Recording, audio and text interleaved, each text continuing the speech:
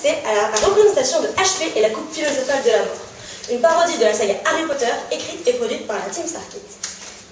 Alors, nous avons traduit et mis en scène le texte nous-mêmes, pour notre simple plaisir, mais bah des fans de Harry Potter, Starkid et nous. Alors, elle n'est ni subventionnée, ni affiliée à J.K. Rowling,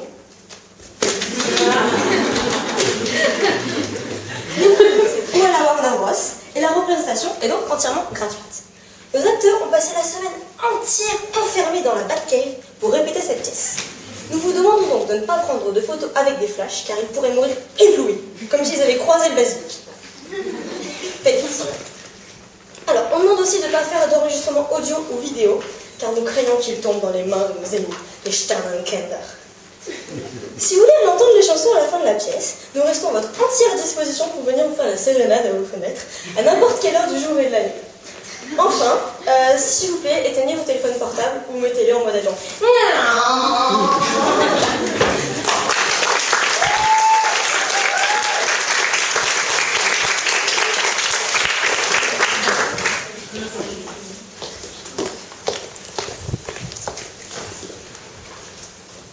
Tout autour de nous, et pourtant invisible à nos yeux, existe un monde peuplé de mages et de sorcières. Naguère, dans ce monde, tous vivaient dans la peur de Lord Voldemort. Ce terrible mage noir avait recruté une armée de mange-morts grâce à laquelle il comptait dominer le monde et se débarrasser de tous ceux qui ne considéraient pas dignes d'être ses sujets. Lord Voldemort semblait invincible jusqu'au jour où fut faite une prophétie. Bientôt naîtrait un garçon qui disposerait d'un pouvoir que le Seigneur des Ténèbres ne comprendrait pas, et lui seul pourrait mettre fin au règne de Voldemort. Quand il entendit la prophétie, ce dernier partit tuer ce garçon avant qu'il ne puisse constituer une menace. Sa recherche le mena dans une maison du petit village de Godric Hollow, chez les Potter, James, Lily et leur bébé, Harry. Voyant Lord Voldemort arriver, James tenta de l'affronter, mais en vain. Avada Kedavra!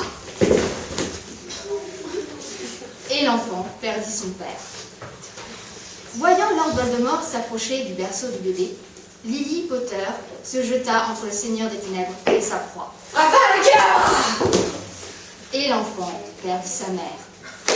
En quelques instants, cet enfant, à présent seul et sans défense dans son berceau, était devenu un orphelin. Le Seigneur des Ténèbres pointa sa baguette sur lui, mais lorsqu'il voulut lui jeter le mauvais sort, celui-ci ricocha. Le Seigneur des Ténèbres était tombé. L'enfant survécut, ne gardant comme souvenir de cet affront qu'une cicatrice en forme d'éclair sur le front.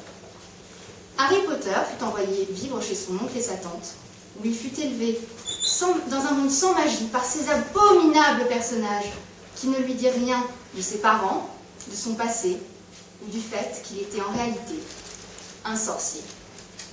Le jour de son 11e anniversaire, Harry Potter fut invité à entrer à Poudlard, collège de sorcellerie, où il apprit que son histoire était devenue une légende et que lui-même était un héros. À l'école, il trouva le foyer et la famille qu'il n'avait jamais eu. Aujourd'hui, 1er septembre, exactement 2 mois et 15 jours après la fin de l'année scolaire, Harry Potter a hâte de rentrer à Poudlard.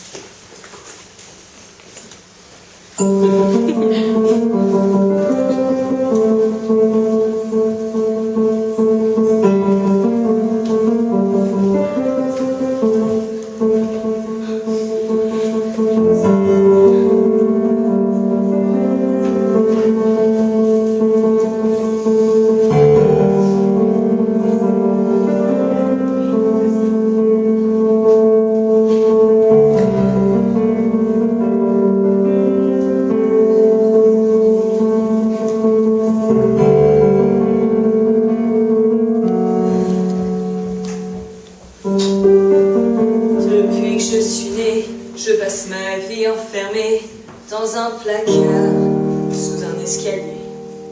Je dois toujours faire la vaisselle, j'ai jamais de cadeau de Noël. Et quand ma cicatrice brûle, ils veulent pas me soigner. Le slay même pour des moldus, c'est vraiment tous des tordus. Et moi, j'en peux plus.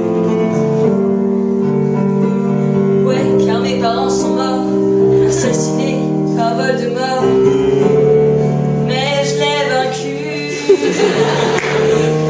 C'était l'attente interminable. Je veux revivre des aventures incroyables et partir loin d'ici, retrouver tous mes amis. J'ai hâte de retourner à l'école, j'ai hâte de rentrer à Poudlard, j'ai hâte de retourner à l'école. Tout le monde sait que je suis une star. Sorciers, sorcières, bêtes magiques, les gobelins, les trolls et les fêtes magiques. Ces meilleures années, les nuits enchantées à Poudlard, Poudlard, j'ai vraiment trop hâte. Je verrai mes potes, ce sera la grosse marade. Sur mon balai, je me ferai des escapades. Et cette année, personne ne va crever, et ça va être carrément mortel. Oui, cette année, on va tout déchirer, faire des nuits blanches à trouver la forêt. Et je ferai tout ça avec Ron le rebelle, parce qu'ensemble, on est carrément mortel. Ouais, parce qu'ensemble, on est carrément mortel. Bon, avec chope de la poudre de cheminette, mais récupère tes affaires, en trace. Tu vas où? Ouais, sur le chemin de traverse, en train. Pouvoir des cheminettes, pouvoir des cheminettes, pouvoir des cheminettes, pouvoir des cheminettes. On va enfin retourner au château, mais pas en classe, on a besoin de repos. Tant qu'on est tous les on jamais trop. Ça va être carrément mortel. Oui, cette année, on va tout déchirer, faire des nuits blanches, visiter la forêt. N'oubliez pas, prévoir de réviser pour nos bus qu'il ne faudrait pas rater. Hermione, qu'est-ce que t'as besoin de tout le temps de pourrir la vie? Oh non, c'est vrai, toi. On peut pas toujours s'amuser. Il faut qu'on travaille dur si on veut devenir de bons sorciers. Je ressemble à rien, mais je suis une vraie tête. Car mon dossier, j'ai que des notes bêtes. Sans être canon, je suis quand même assez chouette, malgré c'est carrément mortel. Cette année, j'étudie les chouettes du hot. Ce qui serait cool si t'étais super hot. Et là, arrête, c'est tout ce pas. Et c'est cool, c'est même carrément mortel. Ouais, c'est trop cool, c'est même carrément mortel. Cet été d'attente interminable, qui était un ennui vraiment inqualifiable. Mais enfin c'est fini, partons tous très loin d'ici. On a hâte de rentrer à l'école, il est temps qu'on rentre à Poudlard. On a hâte de rentrer à l'école, rendez-vous tous à 9 3 quarts. Sorciers, les sorcières, les bêtes magiques, les gobelins, les trolls et les fêtes magiques. Les 7 meilleures années d'une vie enchantée à Poudlard, Poudlard, on a vraiment trop hâte. Ron, t'étais censé m'emmener chez Madame Guipure pour m'acheter des robes avec les moisses que maman t'a données. Ça, c'est mon idole de petite sœur, Ginny. Ginny, voici Harry Potter. Et Harry Potter, la survivante. Toi, c'est Ginny. C'est Ginevra, en fait. Le Ginny, ça me fait. Lâche-moi mes célèbres. Ouais, c'est quoi cette musique? Oh, bien, Harry. Cho-chang, donne-moi les gâteaux. Cho-chang, donne les vaches. Cho-chang, heureuse nouvelle année. Cho-chang. C'est qui? Cho-chang. Ouais, c'est la fille sur qui Harry craque complètement depuis le début de l'histoire. Oui, mais il veut absolument rien lui dire. Mais forcément, faut jamais dire à une fille que tu l'aimes, sinon tu passes pour un débile. Konnichiwa, Cho-chang. Je suis Ginny Weasley. Je suis pas Cho-chang, bitch. C'est Laverne Brown, espèce de raciste. That's alright, c'est moi Cho-chang, guys. Allez, tiens. C'est con qu'elle sorte avec Cédric Diggory. Mais sérieux, c'est qui ce mec là? Cédric Diggory. C'est le mec grand, beau, baraqué. Je suis fou d'amour. Boccio c'è, le Bangkok à l'Inde, je chanterai mon amour. Boccio c'è. Déteste. Bon, on va aller chercher ses robes ou quoi? Mais je t'attends, moi, après. Petite idiote.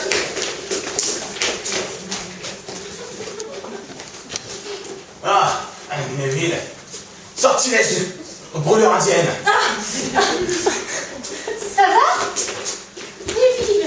Oh putain, mais école, tu veux pas arrêter d'emmerder Neville pour une fois? Quoi, tu crois que parce que t'es Harry Potter, tu peux donner des ordres aux autres? Non, je crois juste que c'est pas cool que des grands baraqués comme vous aillent emmerder des nains comme Neville. Ouais, et comme moi, j'ai des lunettes, c'est pour les losers. Et on n'aime pas les losers. Et les filles. Cassez. Hey, mes lunettes, bordel! Eh, toi là! Personne n'emmerde Harry Potter! Il a vaincu le Seigneur des Ténèbres alors qu'il était qu'un bébé. Attendez, que tout le monde se calme. Oculus, prépare. Wow! Oh putain, trop cool! Bon allez, fais-nous pas avec cette bande de gros pleurnichards. Ouais, t'as raison. Qui a demandé Drago Malfoy?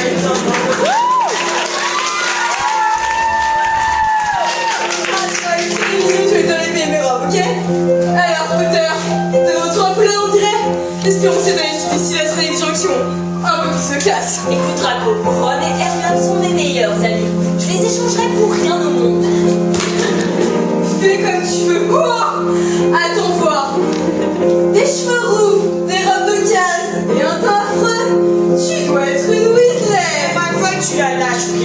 C'est peut-être un méga boulet, mais c'est mon méga boulet. C'est trop mignon. C'est comme une toute petite famille de losers. Poudlard part vraiment sucette. Heureusement, l'an prochain, je m'inscris à Pucelard. L'année prochaine, je quitterai ce taudis. Le règne de Malfoy sera infini. Sa carrière sera digne de son Lali. Et sa vie va être carrément mortelle. Ce jour viendra, prépare-toi l'hiver. Ou quoi que j'ordonne, tout le monde obtempère. Débarrassé du célèbre Potter. Et je serai celui qui sera carrément mortel. Tu seras celui qui sera carrément mortel. Dépêchez-vous, arrêtez là. Et soirée sur soirée, j'irai voir tout. Je vais enfin lui parler. Oh non, c'était vraiment mortel. Oula, tous tes élèves sont enfin là. Dans le château, on se sent comme chez soi. Le train arrive, abracadabra, on y est, et c'est carrément mortel. Révèle tous les secrets de la magie et apprendre de quoi épater nos amis. Faites place au directeur, Albus Dumbledore.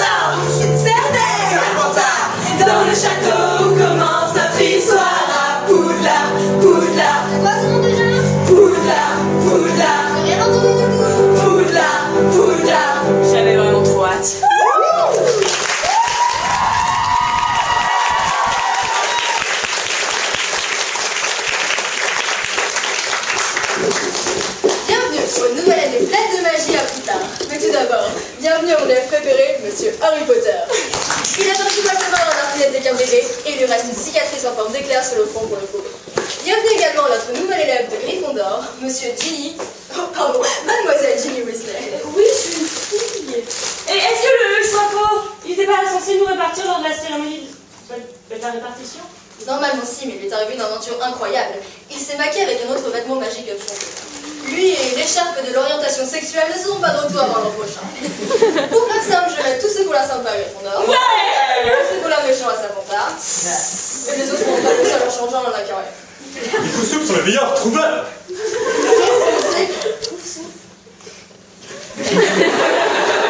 Il est temps pour moi de vous présenter un très bon ami à moi qui est également le maître des potions, Monsieur Severus Roll. Oh non, putain, bah lui, j'ai trop hâte qu'il soit